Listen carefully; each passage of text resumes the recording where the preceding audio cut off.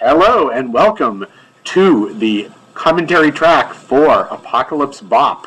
This is Andrew Osborne, the writer and director and producer, and I appear in the movie as well. And this is Scott Von Doviak, and I play Zeke. I play Simon. And there's a Susie and the Banshees quote, Old Bait Shop Productions. There's a lot... Okay. I will start by saying that by listing myself as writer, producer, and director, somebody mocked me for having too many titles one time. They said, oh, they don't take a movie like that seriously. That was in the trying to sell it phase. But let's start out with the starting to make it phase. And there's Scott right there on screen with this beautiful opening shot by T.W. Lee, the DP, the director of photography. Perhaps you've seen a film called Apocalypse Now, and you would recognize this as a sort of homage slash semi-parody to the opening of that particular film. This isn't actually Saigon, it's Boston, where we shot in Boston and mostly in Middleborough, Massachusetts. Yes, that's right. And there it is, Apocalypse Bop. Now, most movies don't have that copyright thing on the title. That was when I was doing the post-production with some Asian guys in LA, and they did all these titles.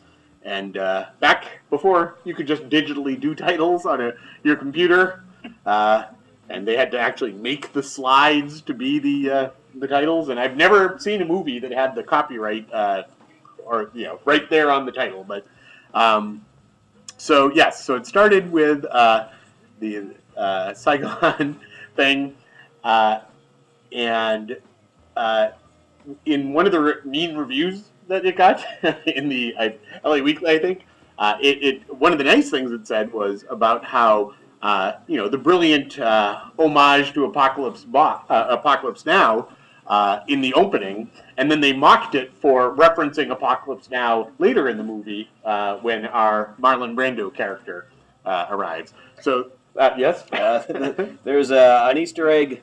For sharp-eyed viewers, I don't know if we've already missed it, but there are some on this table. There are some Very Vicky comics. Oh, I didn't know somewhere from John and Jana 7. John and Jana 7, and I believe one of the ones is one that I wrote a backup feature. I didn't see it just there, but close attention, perhaps. And I'll mention Mark Yoshikawa, our great editor, who was editing this in beautiful Silver Lake, California. I probably will forget to mention him later. And, of course, Jerry Scher, our excellent producer. So this opening scene was shot at the home of our friend Kelly Macros, who I don't think shows up in the movie herself. But she did let us stay in her apartment for 100 years. This was the longest day of shooting of any movie ever, and she was nice enough to let us film all of these Zeke's apartment scenes there, and didn't even kick us out. She let us finish it. Now I will this scene where Zeke is about to hang himself. This happened to be the day that my parents came down from Maine to watch the shooting. And so it was a little more, I was even more tense than I probably normally would have been shooting a scene where I'm trying to hang myself. But our cinematographer, T.W. Lee, made a big show of things like, can we have a bottle of water for Mr. Von Doviak and things like that. So I think my parents really got a kick out of it, other than the fact that I was trying to hang. Well, for art. TW, he's a solid fella, that guy. And if you're wondering how you can tie a noose in a in that kind of environment where it's kind of a prefab apartment where there aren't any beams, it was being held by a I forget even what they're called, like a light stand.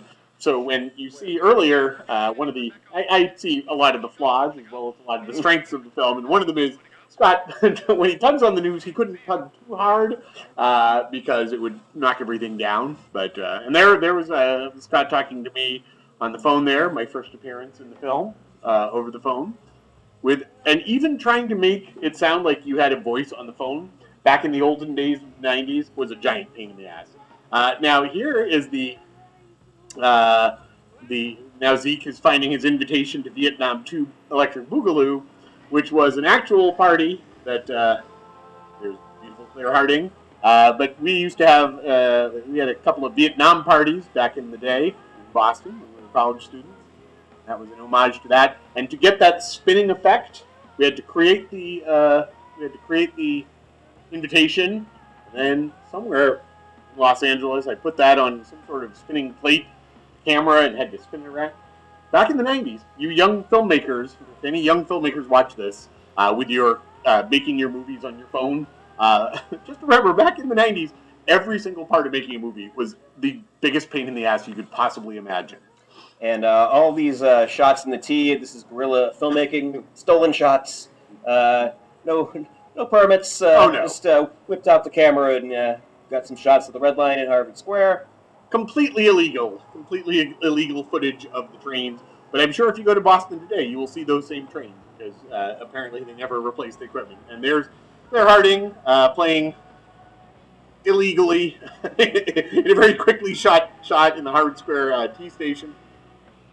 Claire Harding, who then was the lead singer of Stranger Than Pretty, whose song Small Town Boy you can now hear on the soundtrack, and who is now fronting a group called Razorfish.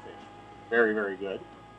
Here we are on Harvard Square, and Harvard Square as it was in the 90s, except without any people, without the band from Central America that was always there in the 90s. Now there's a beautiful sunset over Harvard Square.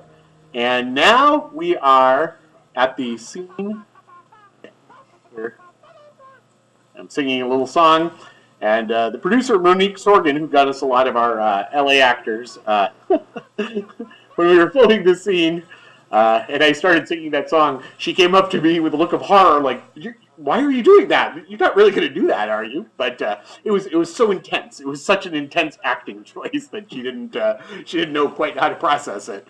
And he's asking what the song is, and it's not really a song, is it? Or is it just something you were doing? It is a song that we sang when we lived in L.A., but that we just made up around that time. But I couldn't tell you what the lyrics were, except it was about ladies.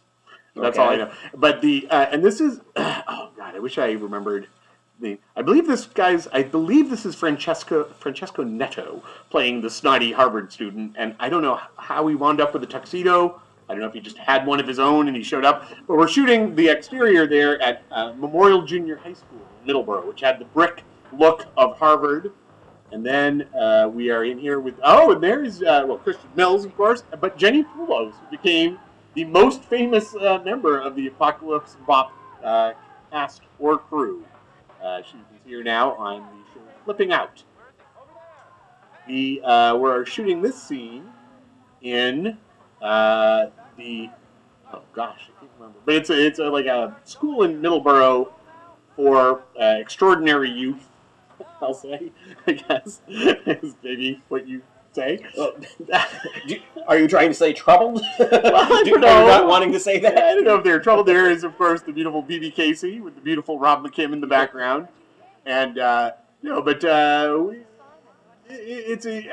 know what they do at that school, but they were very nice, and they let us shoot a lot of days there, a lot of exteriors and interiors. Rob McKim is so good at playing this character. And has been cast as this character in all of Andrew's projects, basically. Yes. The name may change, but it's always this guy. I don't know why. There's Aaron Burke as the snotty Harvard student who's bothering Zeke. But I was going to say, so this school in Middleborough that we were at, we had a celebrity sighting at, because one of the teachers there was, and I'm going to forget his name, but he was the hot-headed younger brother on Lost in Space, the original series. And he was out there with all the students, explaining to them how a movie worked and what all the different roles were of the movie. So So my character Simon is telling a story about somebody who makes jewelry out of rabbit droppings. A story drawn from life? Drawn from life. I believe it was... I believe it was perhaps a neighbor of mine growing up. A Lithuanian neighbor, you'll know who you are. I don't know if you want to spread the word about your droppings jewelry making neighbor, but and I will also reveal that when I wanted to have a very small role in the movie because I was going to be directing. There was too much going on. I didn't want to have a big role where I was going to have to memorize a lot of lines and be in every shot. I wanted a small role. I wanted a small cameo. But the thing was, I just couldn't find anyone to play the role of Simon. And in my mind, Simon was a much cooler character, kind of a wise ass, and I think to the benefit of the project, because I was so nervous every time I was on screen, he comes out very, very dorky. But I think that it's okay. I think it really works for the movie. Yeah, I think it sets up a contrast with Zeke. Yeah, there's the dark, brooding guy, and then kind of the goofball. So that's a traditional pairing, isn't it? I think so. Let's see here.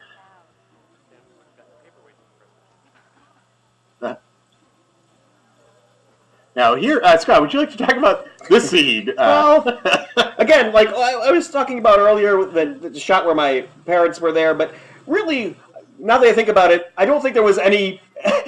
What would have been a good time for them to be there? Because I'm either like here when you were dancing. Well, again, that was kind of goofy. Here I'm hitting myself, and I don't know. I don't really have the stagecraft to not quite hit myself, so I was kind of just hitting myself. Did you go to a? Oh, let me just quickly say that in the background is a cello sort of composition by the late great microtonal composer Jonathan Keith, who had died sadly before the movie was shot, and his parents contributed that music so that he would be remembered. So I'm remembering him now. But did you? I remember the crew was like squeezed into a bathtub. Yeah, because there was a very small bathroom trying to shoot that scene. But did you go to a dark place? Because that Zeke, who was just hours ago was about to kill himself, and he's filled with a little self-loathing. What was your process in that?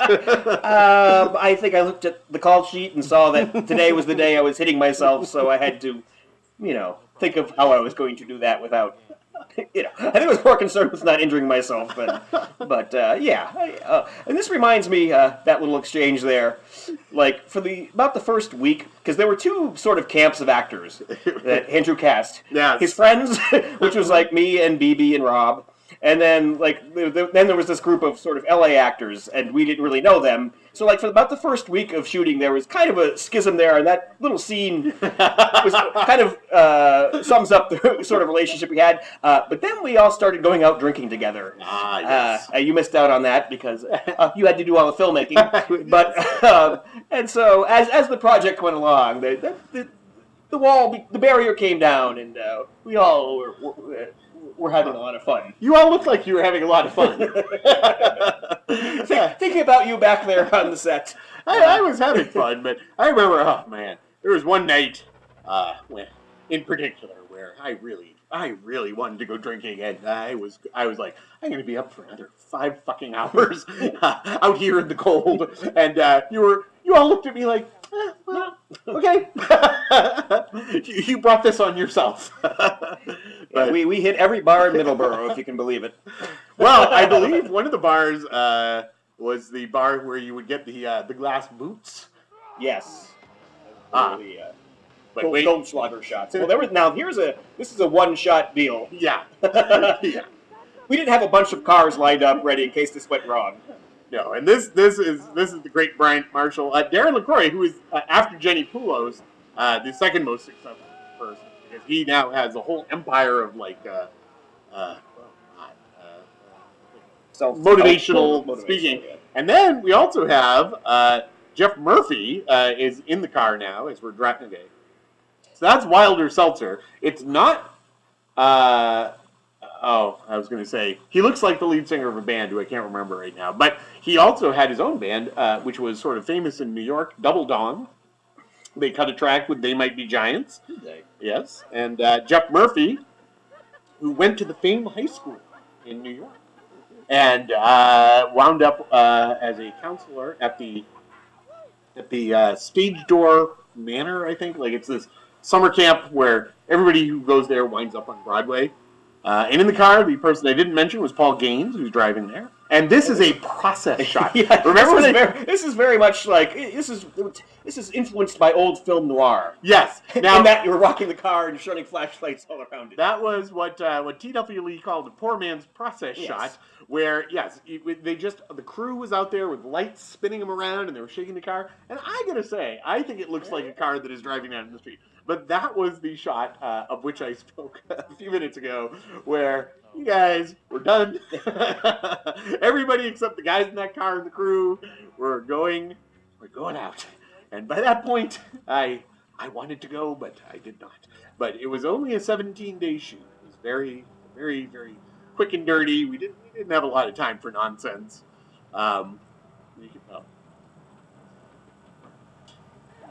You can see the reflection of her shirt there. See? You see the flaws. That's right. Because Zeke should be alone in the car. There's nobody standing there. So. Well, that's not as bad as there's a James Bond movie where they're fighting and then you see in the mirror behind them the entire crew. So if they can do that in a James Bond movie, our low budget indeed be forgiven for. I've heard that in the Oscar-nominated film American Sniper, they had a robot baby that was even more fake than anything in this movie. So, so here I am now. This took many takes. Well, I remember this scene. There was I believe there may have been actual alcohol consumed during the scene to get BB to get the right. Her O face going there in the right way. Well, it wasn't so much the O face, but see, the thing is that I think in the early minutes of the film, you're thinking, this goofball here, is he the romantic lead? Is this pretty, lovely, charming lady actually going to wind up with him? If you keep watching, you see that it is not the case. But in order to get into the proper mindset, I think we had some Sam Adams standing by. This is a scene that until recently was very hard for me to watch myself, being basically so little game. But very much it's a character. It's a character choice. Inevitably, the biggest laugh in the movie. the deadpan Rebecca. This is, of course, Rob, the Harvard douchebag, looking for... Rob is not a Harvard douchebag, but playing a Harvard douchebag, looking at here, my topless shot, which, again, very, very, but, BB, hilarious here.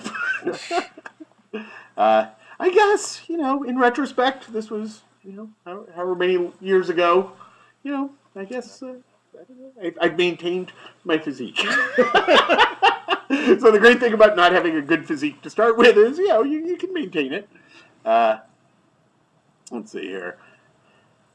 Let's see.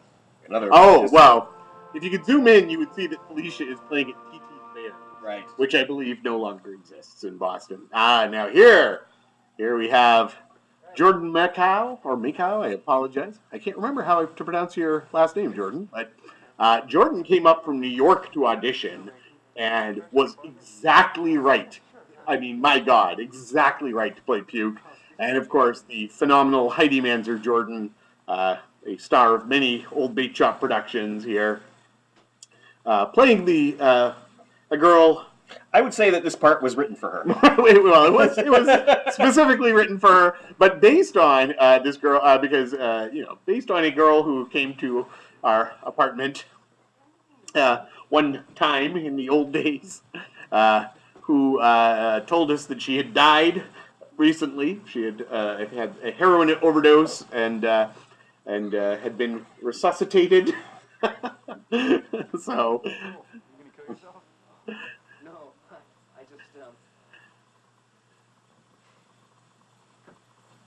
Now, if you, if you really want to, now later, sometime in the future, I'm going to digitize the cult classic Puke, which was shot before Apocalypse Bop. Now, this is Puke here in the neck brace, the character Puke, and who you can see the real person in Videohead.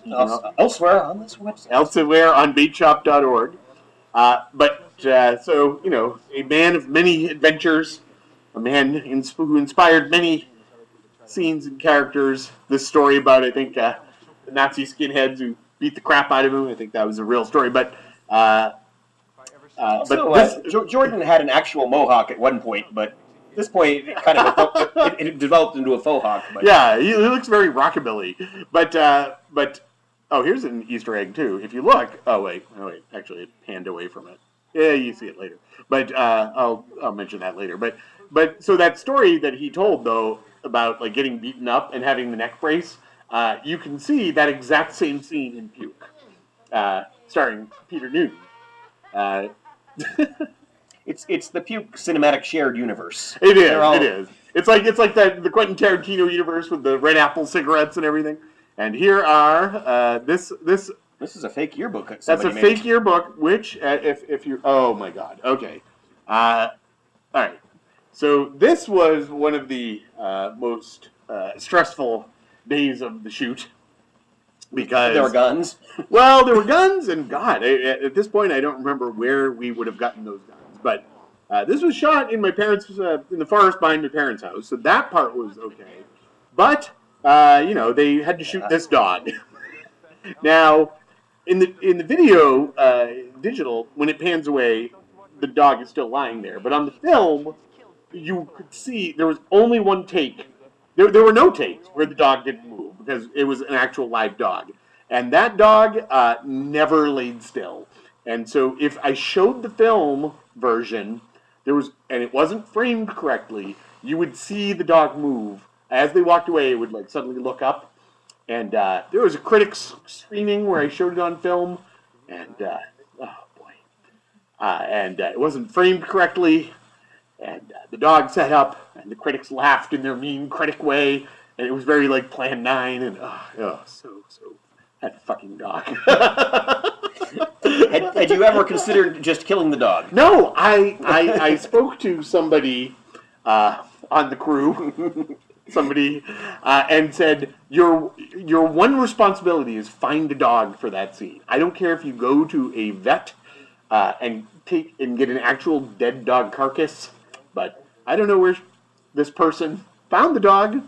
It was certainly an impressive dog, but not a well-trained dog. But, like W.C. Field said, kids and dogs, you don't want to deal with them. Now, also, another thing, if you look closely, you'll see that these football players are not wearing regulation cleats. Well, yeah, sandals more. But actually, this is one of those second unit things where I think TW went and to a game, and he just like shot like long after we stopped filming, and he just shot at a game, or possibly I got like footage from like the actual school. Millboro High School Sachems being portrayed there because they filmed the game, so I might have borrowed footage from there, but I can't really remember. But now, in my opinion, this as soon as you see the football montage, this has always been the part where I was like, if you can stick with the film, okay, we're 23 minutes in, I guess. If you have stuck with it to this point, from this point on, it really starts rolling, because like now all the good stuff starts to happen. This is my opinion, and I mentioned there were some mean reviews, but we got some good reviews. Variety magazine gave us a very good review, and the defunct Boston Phoenix, and I think that they stuck around from here on out. It's all, well, some rough patches, but mostly it's all pretty good. You get your hungover BB Casey. So all right. So anyway, we're at this Thanksgiving football game, and This was shot at Battisfield in Middleborough, Massachusetts.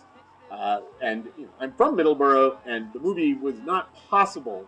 See, look at this. Look at this. I filled the stands, all those extras, God bless them. Many of you hopefully watching the movie. These two hippies, this hippie guy and his girlfriend, I don't know where they came from. Really added something to it. But anyway, so all these people like came and filled the stand, and we had actual football players and actual cheerleaders from, the whole town was involved. This was a very impressive game. This felt like a movie. And this is also sort of the Altman-esque scene where all the characters are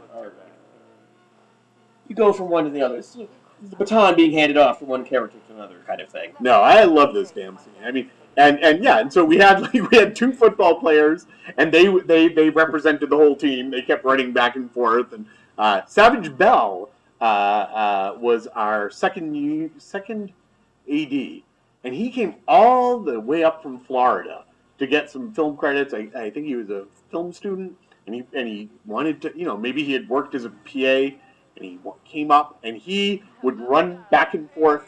The crowd would watch him as if he was the game, we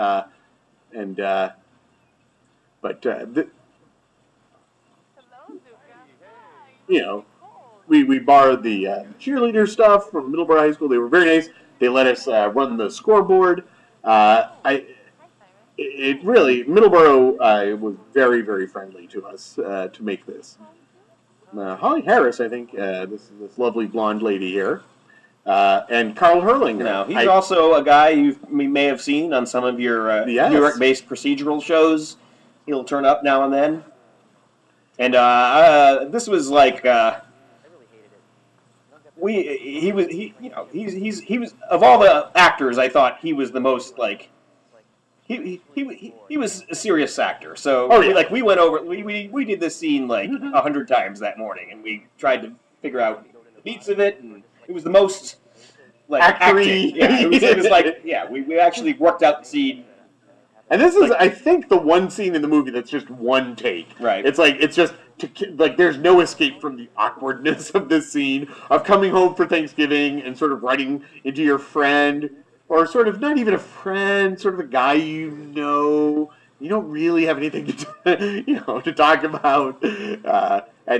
Zeke and Max are the least happy people in the story, so it's just kind of like the two nadirs of despair. But I love the production value. If we have the scoreboard, I'm fascinated by the scoreboard. Exactly.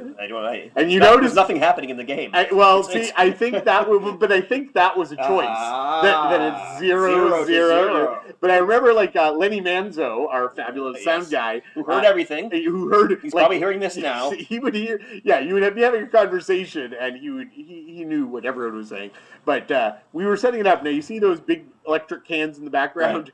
Right. He was like, "We're not filming near those. The feedback, or I can hear the buzz." But I was like, "Well, the buzz, that ambiance, the ambiance, And I have to say, again, I'll point out some of the things I don't like, but one of the things I love is that scene with Scott and KARL talking into the scoreboard, and all the sound just goes away except for that buzz, and it's just so awkward. And then it jumps back into this scene, and suddenly all the sound comes back. Now for another awkward scene, the most awkward scene. And this, even though it's so embarrassing, it plays, man. Oh man, it's just and I think I'm certainly I think I've upped my game, but I've certainly been this has been me on more than one occasion. Just what? Yes. Scott was just signaling me that he is walking away now he says to get more beers, but really because he can't deal with the awkwardness of the scene. But I think it is very good. And this was the middle of the summer too, so wearing all those all those winter coats was a sacrifice that was made by the cast and crew. But we made our day, and we had a lot of stuff to do at Battisfield, and we got through it with time to spare. And you see, there were the football players in sandals. I don't know why they weren't wearing sneakers. You know, they had all the rest of the uniform. Those were probably the reserves. They knew they weren't getting in the game. Well, I guess you know. So now here's Bryant and Carl in the woods behind my parents' house, and this is a very very serious scene. But I think that what I always think is interesting about this is that I don't know if Bryant had done acting before this. Maybe he had. I just can't recall. But he's somebody I know from Middleborough. He was living with Heidi and I think Mike Chesk, who shows up later. I think they were living in a house in Middleborough that becomes a location. And then you have Carl from the UCLA acting program. And, I think, like, the two of them are just, like, they so inhabit their characters that you just, Yep. It just sort of shows you that, like, acting can sort of come from everywhere. You got peppermint schnapps there, which is the drink of small-town America. I don't know if there's a lot of peppermint schnapps going on in Maine.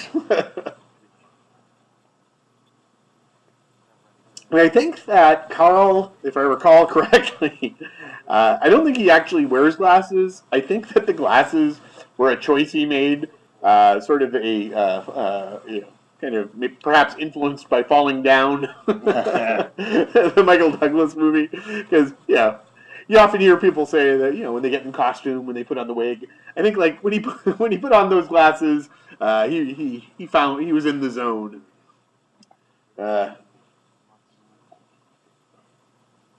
Now, this is one of those scenes where it's like, it's great if you're watching it in the movie, but, there's not a lot going on to talk about. So I'm going to ask you, I'll take this opportunity to ask how you wound up in Middleborough. Because were you working at Warner Brothers then? I was, and, and we knew we were going to do this, but there was a period of time, like, you had gone back to Middleborough at the beginning of the summer.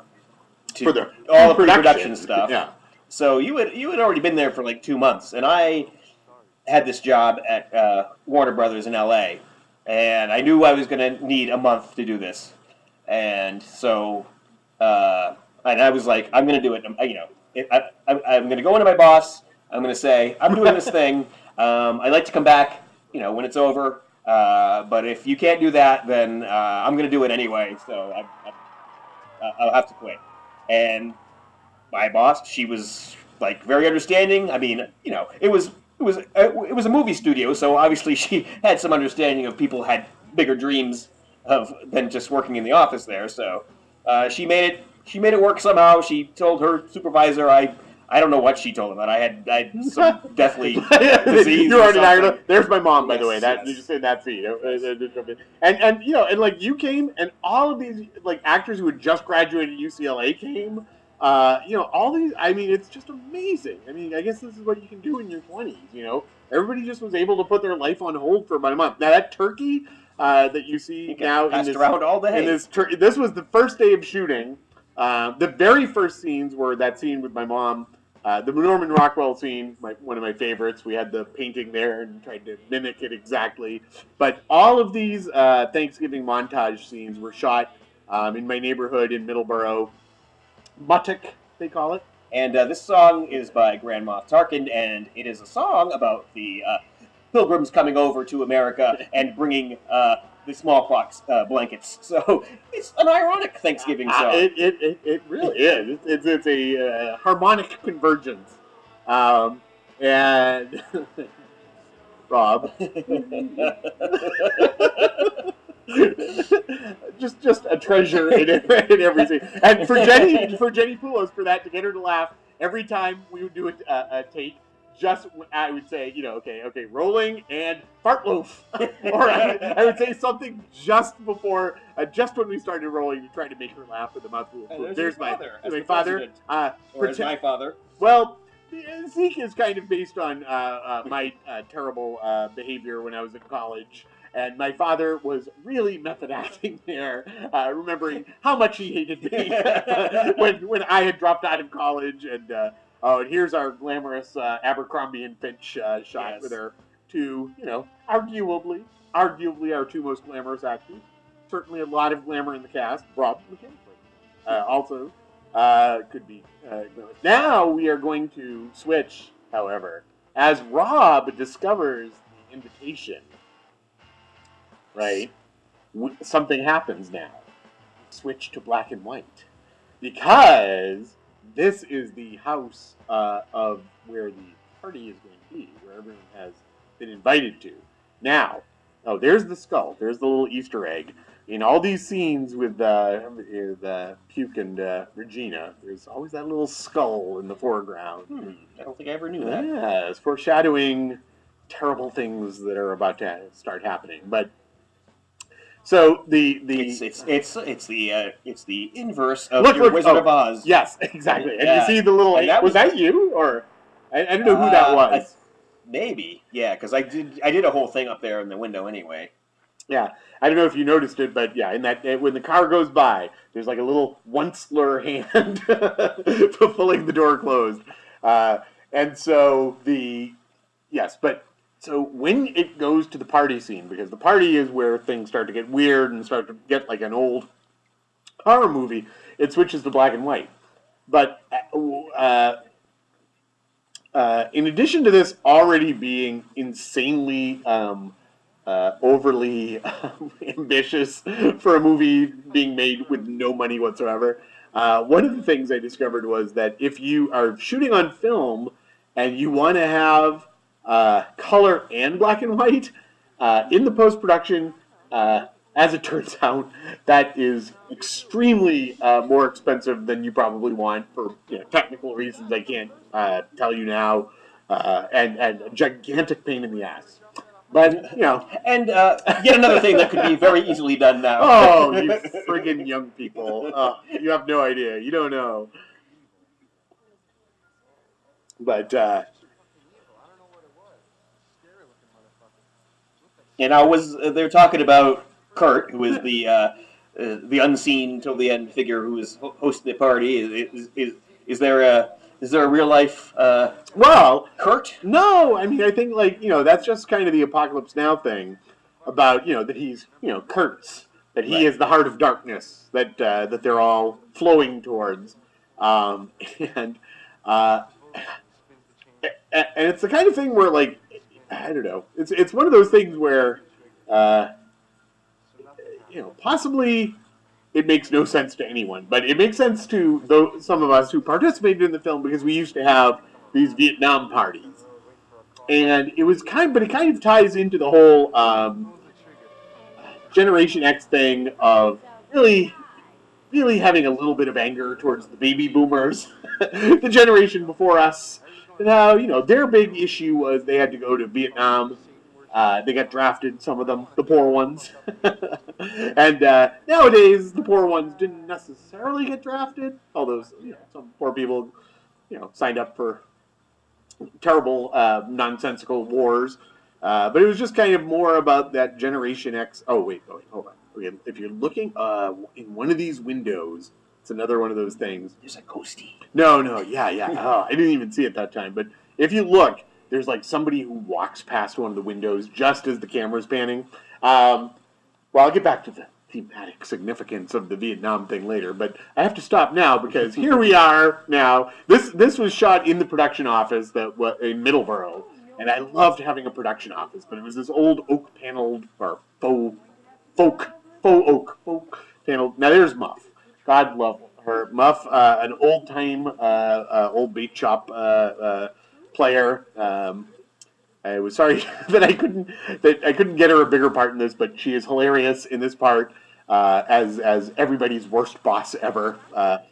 And the person who's going to show up next.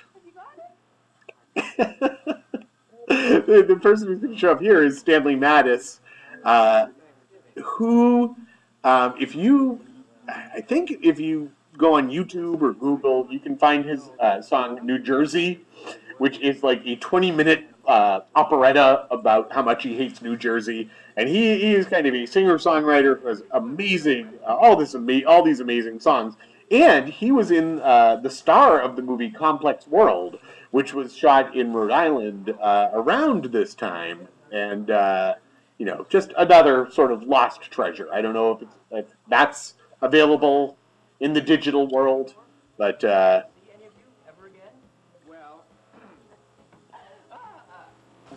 Plant one on muff. Now comes an improbable dance number that we somehow learned the choreography.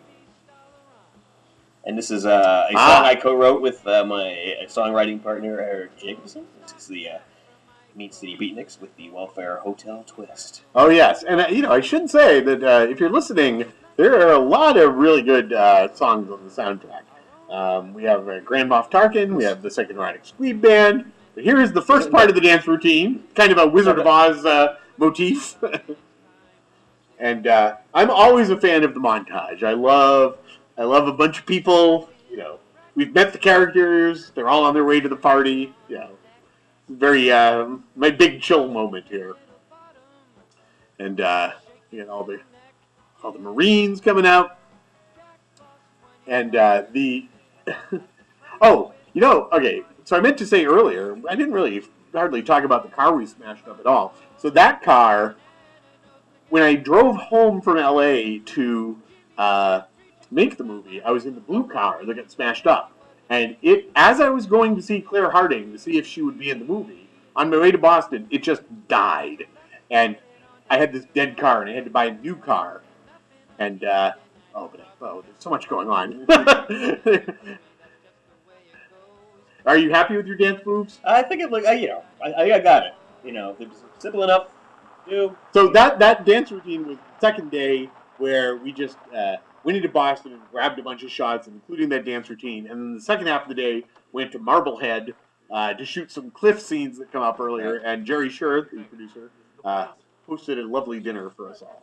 But but the blue car got smashed up because, you know, there was a car that needed to get smashed in the script. I had no idea how I was going to do that, and then my car conveniently died, so I had a car to smash, and then I bought a new car, and that became another car in the movie. It was and I drove that car back to Los Angeles with Rob McKim and also John Law, who was, I don't know what his role was. He was a gaffer or a grip, but perhaps the best boy.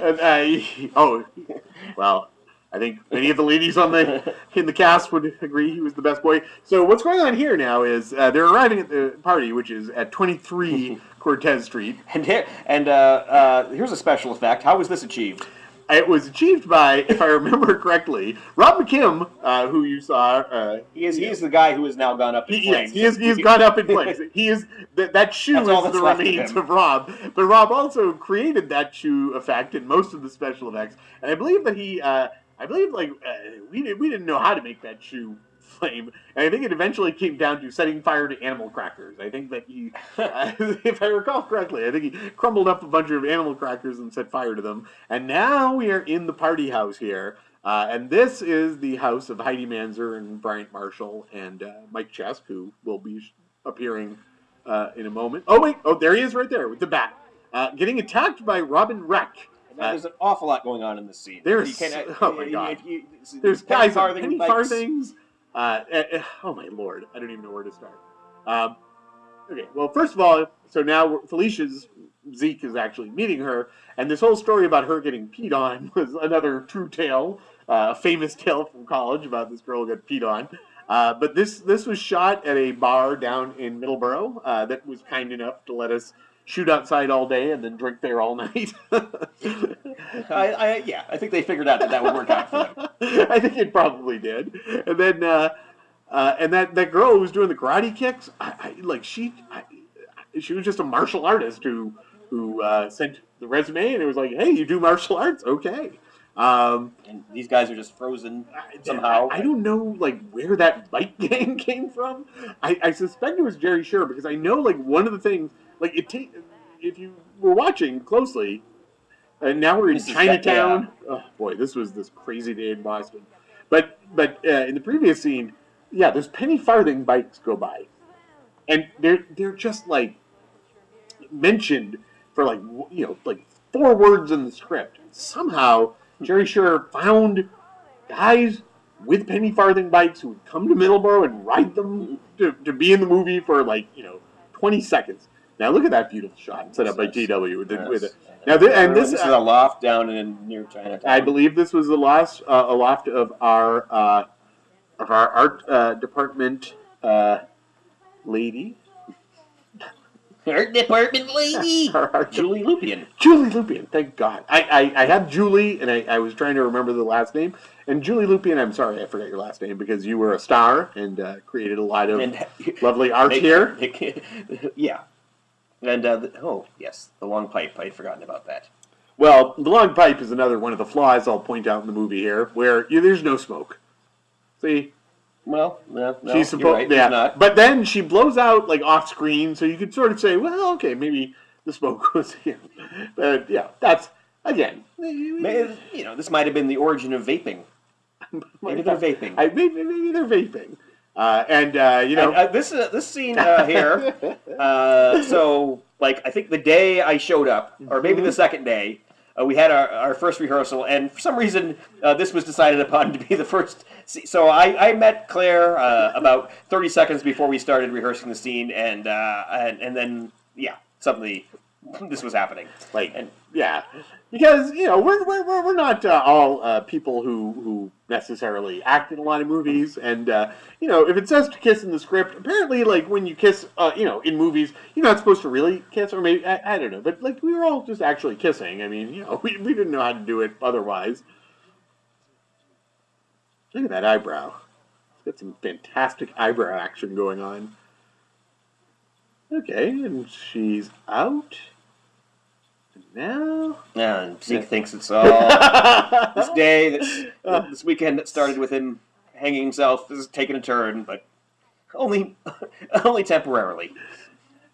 And now it starts to get real weird here. Now we have Jenny PULOS coming in.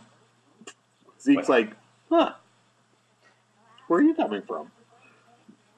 And now we're going to get into some serious, okay, here we go. That was... and now we're back in the house where the party is. And then back out, and it's like, whoa, wait, I just went into black and white. What the hell's going on? There's a hornet's nest above Zeke. Yeah. How about that? I'm glad I didn't know that was there. Well, it's another thing that bothers me, because it kind of screws up the beauty of the shot, but... when you run out the door... that always just seems to me like a little David Lynch moment of, I don't know, Dale Cooper running around. Now, here we come. Now, suddenly, Zeke is at the party. He didn't plan to go. He doesn't know how he got there. He's not dressed appropriately. Not really dressed in the theme. I believe that's Rick Peterson and Star. Is on the soundtrack there.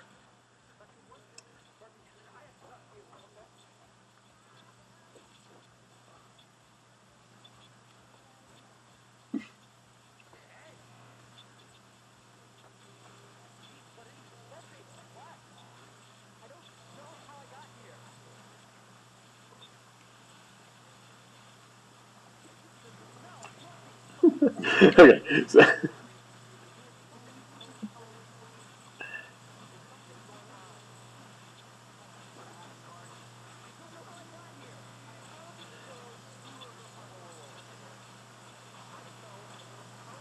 Now notice he picked up the jacket. That's right. That's right. We'll be carrying it around the rest of the time. That's right. And there's a lot of ins and outs. A lot of characters crossing paths, and I remember T.W. Lee. I learned something about the crew. The crew approaches of an independent film. Approaches it from a very different way. And they're just thinking about the shots, but they don't necessarily read the story. They don't really, necessarily, they're coming at it from a different angle. And I remember, one day on set, two characters cross paths, and T&W was like, Oh, that's, oh, I see, you know. I was like, yeah, you didn't read the script, did you? I was like, yeah, I'm just getting the shots, man. But, you know, some fine work here. You're shooting in black and white. And Oh, and who? Now, there's also, in addition to all the songs, there's incidental music, which I believe is Chris Watkins. oh, God, I'm glad you, I was trying to remember. Oh, this is the most beautiful shot. Yes. Look at This this. is almost an accident, really. From it looks the, like yeah. it goes back into color. It goes back into color, but the dissolve makes it look like something really strange is happening there. From the black and white to the color is amazing. Yeah. Oh, I hope it was Chris Watkins, a member of Grand Moff Tarkin. Because yeah, that incidental music is amazing. Oh, well, and I'll say something about that. But I should mention that this is downtown Middleborough. This is the street in front of the Apocalypse Bop production office. And Heidi, I don't know at what time of day we shot this, but Heidi Manzer screaming obscenities very loudly in you know, the middle of the town. And this guy, this is a friend of Darren's. You can see who the Goo Man is in the credits, and that poor bastard. He you know, you read the stories about like people who are in the makeup chair for hours for like 5 seconds on screen, and boy, that is that guy, the Goo Man. And the smoke machine, this is gorgeous, man. We got a I think Harry Griswold, you know, who helped out with a lot of my mom's plays at Middleborough High School. I think he may have been in charge of doing all that fog, which was very good. There was a lot of fog. Oh, such good fog. Now, no, there's, well, oh, wait, up. Oh! No. Little ADR. Little ADR fart sound effects there. Now, in the background of this scene, you will hear the Tom Waits song, Down, Down, Down, which we did not. Oh, there's Steve Lewis, who is Sound Before Splat and Psychoneurotic Squeeb Band, doing a little whap-a-dang. But,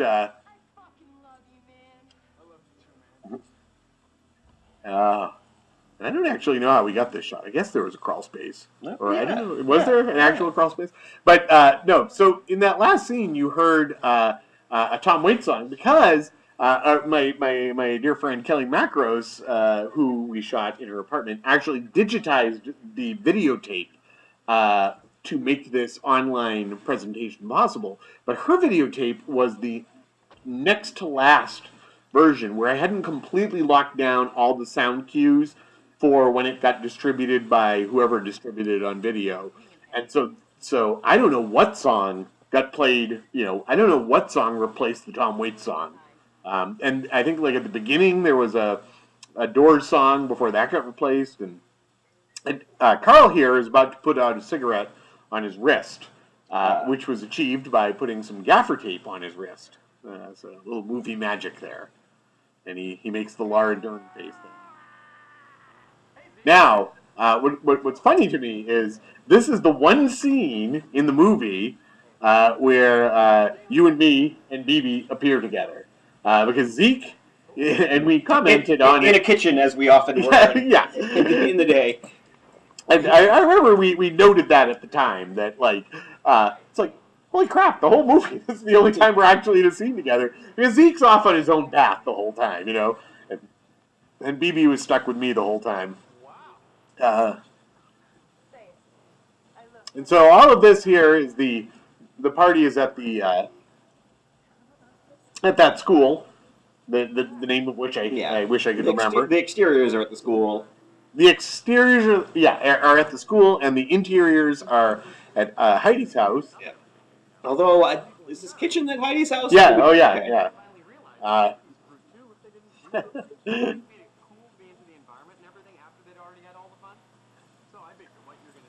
At this particular scene, I remember I had a lot of dialogue, and I just kept fucking up. And I remember, like, man, the crew, nobody was happy that I was fucking it up. We had a lot of shit to shoot. I was the one who had, like, forced everyone to be there. Well, not forced, but, you know, it's like, you know, the guy who, like, you know, he's just like, fucking get your lines right, man. We get a lot to do here. You had a lot to... I had a lot on my mind. I gave myself, like, 1,700 lines in that scene. You know, as the fast-talking character, you know. Well, when we go back to my costume, I have a thing to say, but,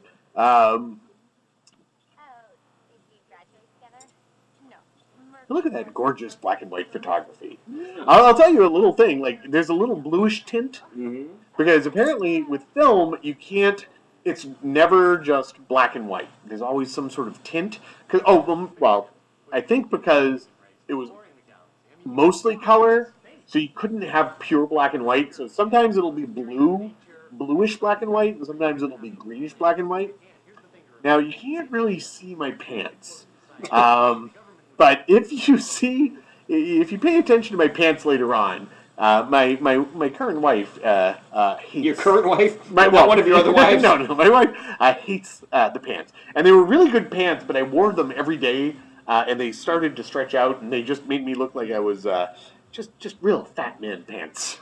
And I was not a fat man. But okay, so this song is by Brenda Hartford, who was a music teacher in Middleborough, and... she sang the vocals for this karaoke that's being done by Jeff here, and this song it's gorgeous, man. It's like Burt Bacharach. I don't know, so that should be a big hit single. And that scene looks like some German expressionist cinema. There's Peter Nunes in the back around, who was Puke in another movie, and I think that was Roger Brunel.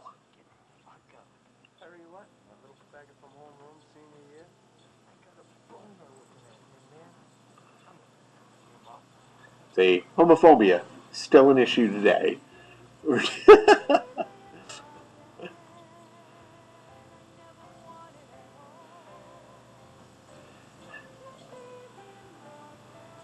I think there's probably a story behind where that wig came from that Jeff is wearing, because it's a gorgeous wig. But so this is another moment where all the characters come together.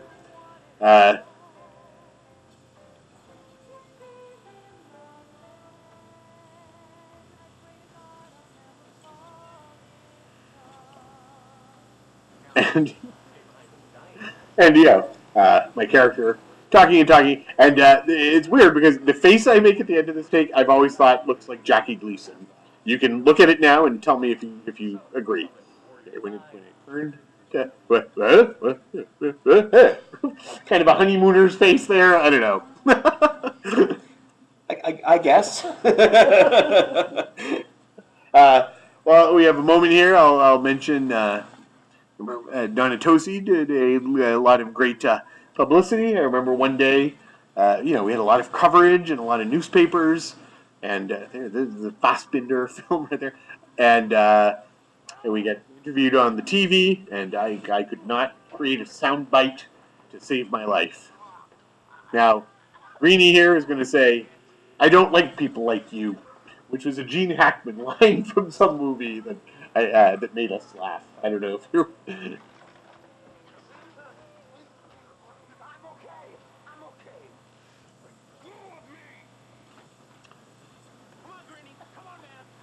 Now, somewhere in here, I think I may have missed it. I'm sort of in the background there, kind of. In one of these scenes when the fight's going on, I think, you can see me shouting action. And the editor pointed it out to me, and he was like, did you notice anything? After, it was cut together, and I said, no. And he's like, I'm going to point it out to you, and you're never, ever going to be able to unsee it. And so that's always been a mistake ever since that I've noticed. Although, except for this time, where I actually didn't notice it. Oh, that was it. Oh, right there.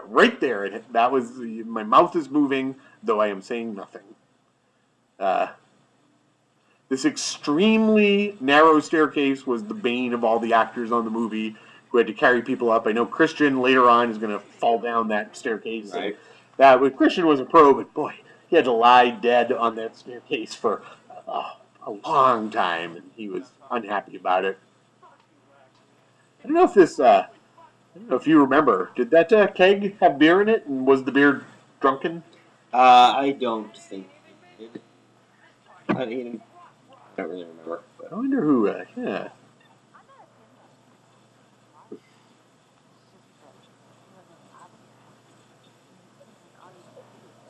Now, what do the three pillars symbolize? The three pillars of hip-hop. Oh,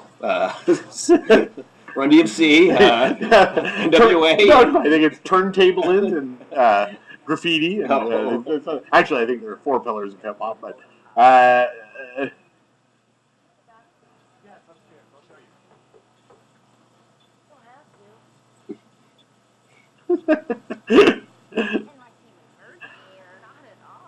Now, I should also mention, as we have until something else comes up that I want to talk about, one of the so we would shoot 6 days a week for about 3 weeks, and on the days off, I know at least one of the days off we went and shot at each other because we had a paintball day Yes. At one of the local paintball places, where I believe it was Joe Churchill who I think provided us with some of the military gear, and she ran a paintball place, and so it was cast against crew. Yes, And as we were, I think as we were arriving, the people who were leaving were the New England Patriots. or either it was either that, or it was the other way. Or around. they were going to come in They were after coming us. in after. I remember like it was sort of a team building thing. And But I think I was one of the last surviving of the cast. As Well- I recall it. And maybe time has shifted that in my mind. But Well, I know that we played two. They had 2 places. One was like sort of a defend the fort kind of thing, and one was just in the woods shooting at each other. And being director and an actor, I got to choose between cast and crew, and I chose to go with the cast, which was a poor decision on my part because the crew guys annihilated us, Yes. annihilated the cast basically.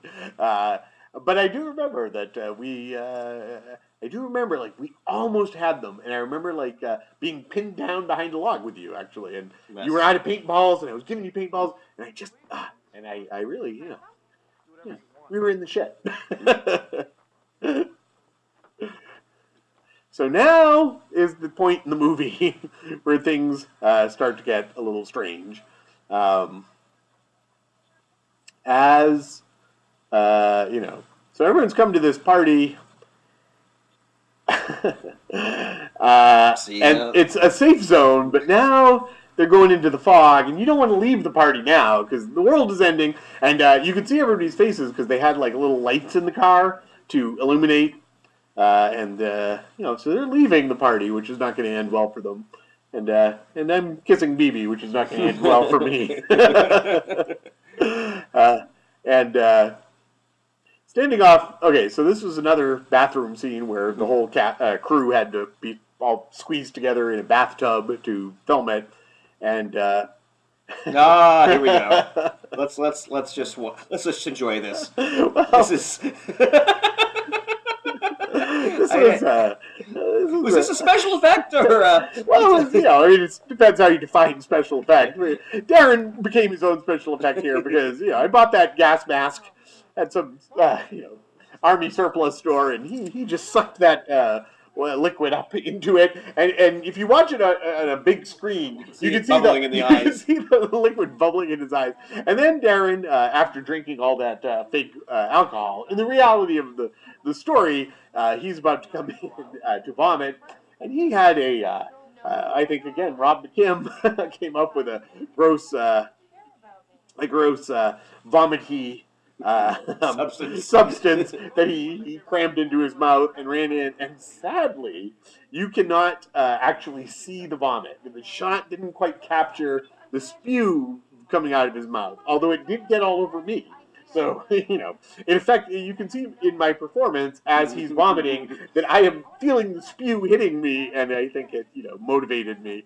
I should also mention a factoid that I forgot to mention earlier. Rob also came up with a sort of a fake urination device for earlier when the Marines are gay bashing the gay characters. Darren's character was peeing on the car with a fake little pee pump that Rob created. So really, a lot of ingenuity on the set. A lot of ingenuity that you don't get with your CGI. Yeah. No. Okay, here comes the vomiting, and It's hitting me right about now. I am raising my hands because I'm now spattered with vomit. And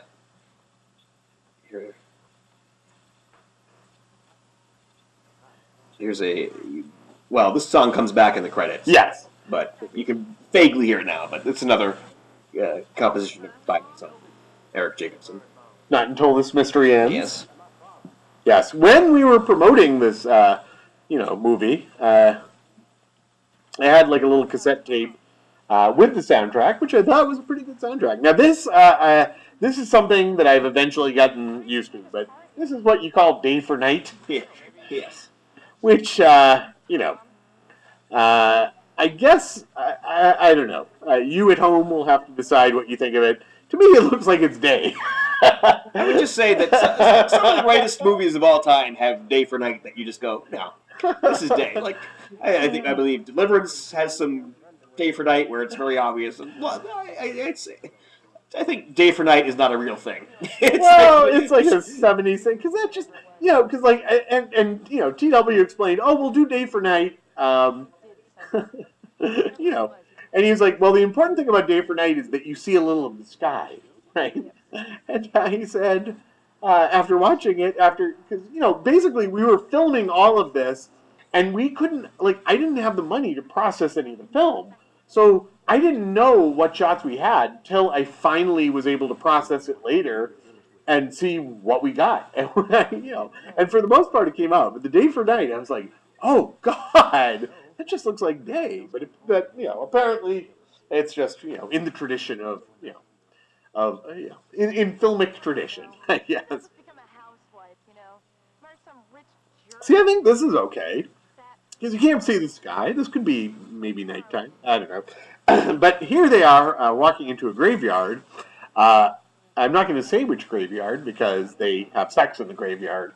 And you did not have an agreement with the graveyard for that to happen? I apologize to the ancestors of whichever gravestone, Oh, I'm sure it's the most excitement that the dead person has had in a long time. Yeah, I mean, I guess if you're dead, there's not a lot going on, but it's a little disrespectful, but Yeah, those are some big pants you got there. Oh, well, they didn't start that big though. They just they got bigger and bigger, and I wore them because I was like, oh, I look great in these pants. But I looked great in them on the first day, but they just kept expanding into these clown pants.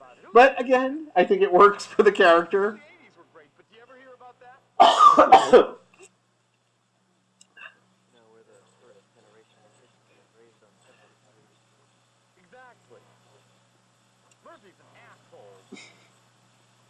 And that line about Murphy being an asshole, after watching it, I realized there was a shot I missed because it's like if you're really maybe you're not paying close attention at all, but the reason that Simon is saying that is because Murphy is having sex with Rebecca, who he wanted. But how would Simon know that? There was a shot that I think we missed where Simon looked out a window and saw that Murphy was walking off with Rebecca and getting all kissy face with her.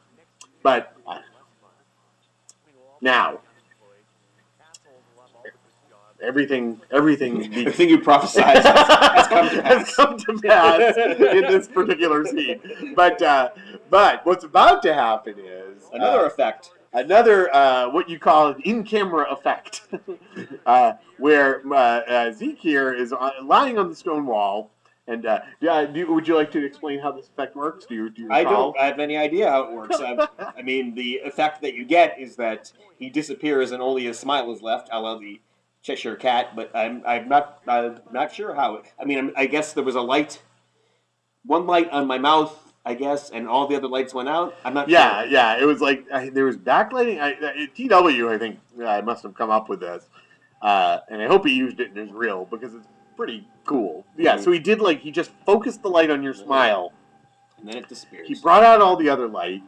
And then, there was that thing you do, the classic effect where you shoot and then somebody leaves the frame. And then we did it on the roof here for another day for night moment and people said to me, see, and then we did the spinning stars, which is, the nighttime looks different every one of these shots. But, you know, somebody said to me, you know, this is like everything's going crazy now. So why wouldn't it be? Yeah, like it doesn't have to make sense because he's just materializing on a roof. Yeah. We're not like strictly in the world of logic at this point. So, you know. Plus, like, I like that it's a cloudy night because, like, the house is surrounded by fog, and it seems like the fog is coming over the top, too. There's, like, a scene later on that really, really sells that. And then, now this is some good stuff here, where now this is a whole other house, and you come in here, and this house... this was a set that was built... I don't even know. I can't even imagine who built this set. I remember the building going on, and I also remember that the scenes shot in that attic, the swinging wall that you'll see shortly. I was sick as a dog. I was at death's door. It was towards the very end of the shoot, and I had nothing left. I was like, I had spent the whole day in bed, just like waiting. Like I knew that at the end, at some point, I was going to get called there to have to do the scenes, but I was like, I don't know how I'm going to do this. All this stuff right here. Well, I think so. Maybe it it's working. I don't know. To your look of I'm about to die. And then we had smoke coming off his back. I don't know. I'm not quite sure how we got the smoke coming off his back, but he's covered in blood. It's a real very phallic.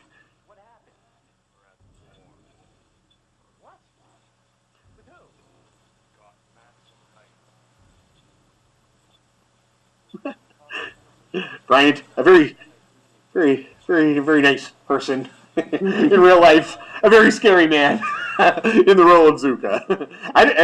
Another thing I'd like to know is where we got that horrifying knife that he has.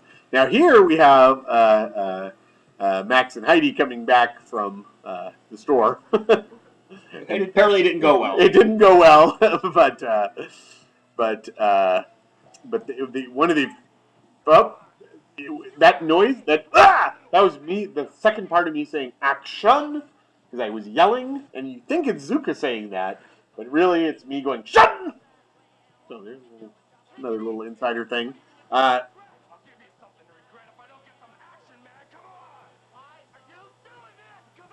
Here we have Grand Moff Tarkin on the soundtrack again.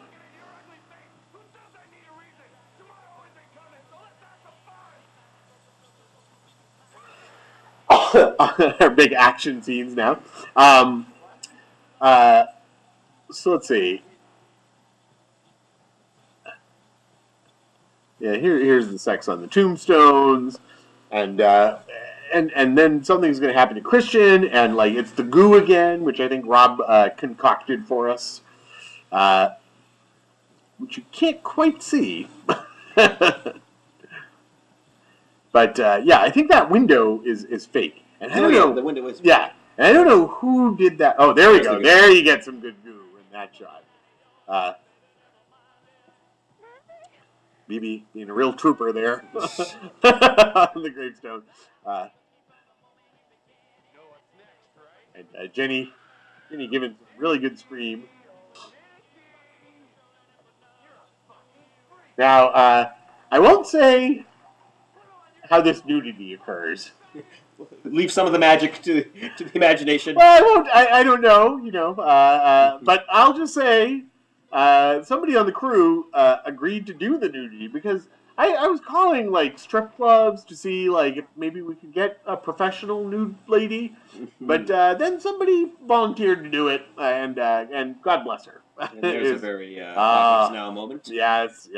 Which, as I said earlier, was the Apocalypse Now moment. They were like, that one they didn't like for some reason. Even though Andre here, God bless him, shaved his head for this role. And I think looks pretty good with the, the bald and the beard. It's a classic look. It is. He looks properly satanic. But is he satanic? Is he just, he's kind of a nice person. After all you've heard about him, you think he's going to be this terrifying person, and yet he's sort of a Yoda-esque figure in the end. Darren winds up now kissing a fella, and he. That looked like it could have been staged, but it wasn't. And here's the he was a body trooper. double. There's the body double, who shall remain nameless, but God bless you. And you know, I gotta say, directing that scene was hilarious in a way because everyone was pretending there wasn't a naked lady there because we didn't want to make her uncomfortable, and we were never more professional than on that day. Well, let's shoot another scene. We were talking like this. We were not talking, you know, normal voices. We didn't want to look at her a second longer than we had to. So, all right. So, yeah. So this, God, again, I can't even imagine how any of this happened. I don't know who built this whole wall with a window in it, and it swung. And there's a disco ball. There's a disco ball. I mean, my God. But well, this is our Black Lodge or some yeah. other place. Well, this is the after party. Yeah, exactly. You know, if you get to the after party, you're going to be okay. And you know, it's pretty. We know Zeke is not going to get to the after party. Well, no, he could go, but he right. chooses to try to find Felicia, and that there's. How long have you been there wondering where I went? There are like there are 17 little cutaway shots of me saying Zeke over and over again, and so yeah, that wall that was built in the home of Sue Nissenbaum, who was very nice. And somebody designed a that's gorgeous. Yeah, and somebody like did an earlier one, but it was not as majestic. I mean, I don't know where that came from. But it's gorgeous. I don't know who has it now. Yeah, but that giant wall, like apparently it was heavy as hell. And when like they moved it, like I think it put cracks in her ceiling. I bet she was nice enough to not charge me for it. So thank you, Sue. Incidentally, I wish my hair would still do that. You get older and your hair just doesn't. Oh yeah, it just lays flat on your head. That was the perfect hair for me. I remember you when you watched the movie said, what are these special effects you use to make me look like this? You look very matinee idol, I gotta say. Now here we have Max and Heidi, and you can really see the prosthetics on their face. You get some glass shards coming out of his face, which I probably found out about from Tim Sprague, because I think for several Halloweens in a row he always had glass shards coming out of his face. And I got the glass shards and the goo actually at a Hollywood special effects company that just was a retail special effects company. It was the first purchase I made for the movie before I got in the car and drove east, and I think looking very good there. Oh, and you can't. I don't know if you can ever tell it here, but we had our own.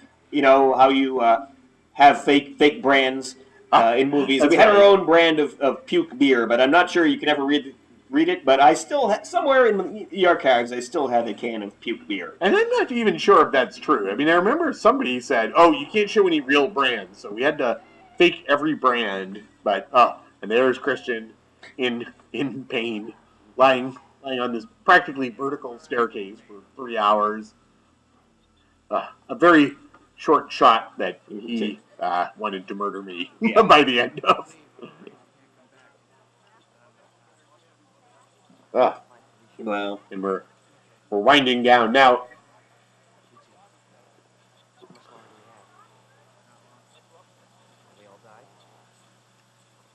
He's not going to answer that question, Zeke. But now here comes some movie magic for you. So yes, the fake wall swings closed. I think this is pretty cool. Zeke goes to look, and it's the outside again. And you see the clouds look like the fog that's rolling in over everything. So I think that looks pretty cool. And Zeke, if you see, you're sort of nodding. Okay. Okay. Yep.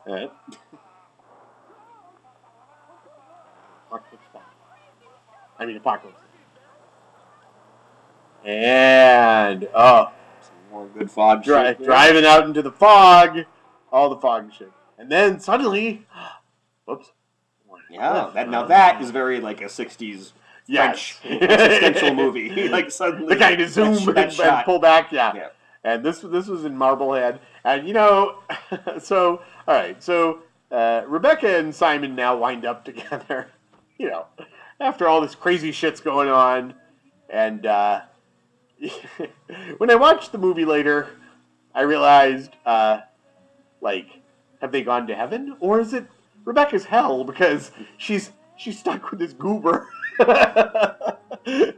So for him, That's fantastic. oh, that looks so good. Oh, I should also say, all right. So for this scene, BB was supposed to cry, right? And so I bought some glycerin because I had read somewhere that that's what you would use to make somebody cry. But I didn't know if that was true. I just bought glycerin and I squirted it in BB's eyes, and then she was going, "Ow, ow, ow!" And I was like, "Oh my god, you're right." She was just like, "Fucking shoot it! Just fucking shoot it! I'm crying! I'm crying!" So I did not blind her, but there was a Probably should possibility. have done a little more research on that. I apologize, BB. I'm going to spray this stuff in your eye. I really probably, but that but it worked out. But sadly, I'm very sad that there wasn't a close up to show her. She was totally full on crying right in this scene. But it's all going to be okay. Oh no! No, not at all. Oh no! Now you may recall that in the original script, Zuka actually chopped people's heads off. Well, that probably was something you couldn't quite. And that was something we manage. couldn't do. But you come down the stairs here, and you originally would have said the line, "Damn, no heads." But now you just say, "Damn." Oh wait, here we go. Yeah. Here's the fake brands. Yeah. Well, you can sort of see them. This shot is gorgeous. I mean, there he is again. Yeah, there he is again. Still on the stairs. But like to pan over from Elvis to him to Zeke getting the beer, and he cracks it. I don't know how many times we did this take, but holy shit. It was a number of times. That was and look, you got the smoke up there. I mean, there's a lot of technical goodness in this shot. Damn. So you're saying you like that, what your hair is doing there? Oh, look at that. And then, there's the reward. Claire. We have the,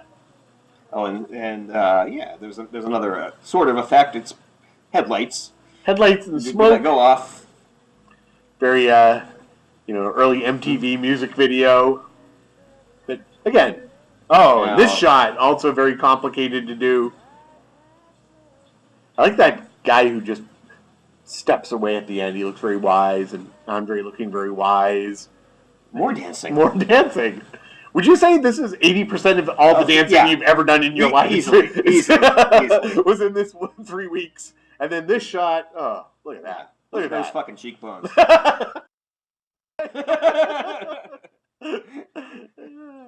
And now we go to the final end credit song is again by Grand Moff Tarkin, and we do the thing that I love in movies when you have the curtain call, of actors, and you say goodbye to all your friends who you've met in the movie, and it's not quite the Smokey and the Bandit blooper reel, but it's. Well, there's that. Yeah, it's not really like a blooper reel, although there are bloopers. And it was very fun to go through the movie and figure out where are the scenes where you have two characters together, right? And they're sort of about you can kind of like pair them off together and it makes sense. And so like here's one of the ones where we had to cheat a little, where because technically Jenny and Rob are in a scene together, And Rob is funny. Jenny's also funny. She does a funny passed out lady. So I hope Jenny had a good time. I hope this is a blooper because Max is so sad the whole time, but he couldn't get his cigarette to work. But like a trooper, he's trying to get it to light, and then he laughs, which was nice. So you see that he can be happy. And of course, Heidi was eating the frozen turkey dinner, and her mouth was so full of turkey, she could not speak.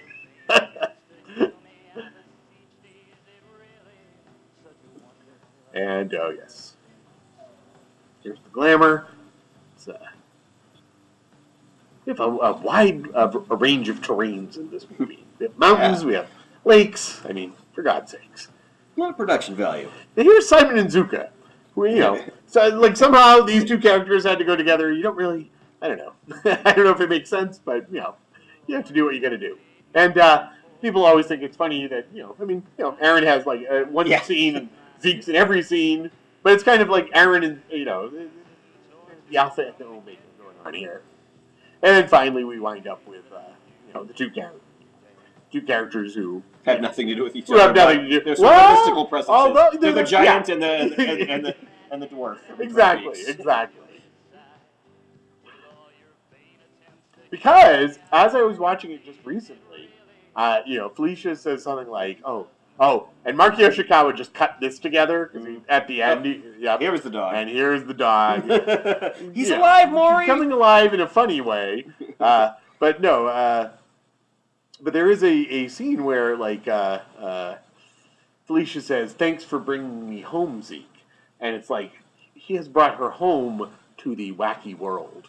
Now, here is the, again, this was not just, like, if you have any kind of digital editing program, this is just a thing. You can say, I would like some rolling, scrolling credits. No, in the 90s you could not, you had to get some Asian men somewhere in Los Angeles to do this for you and it was very complicated.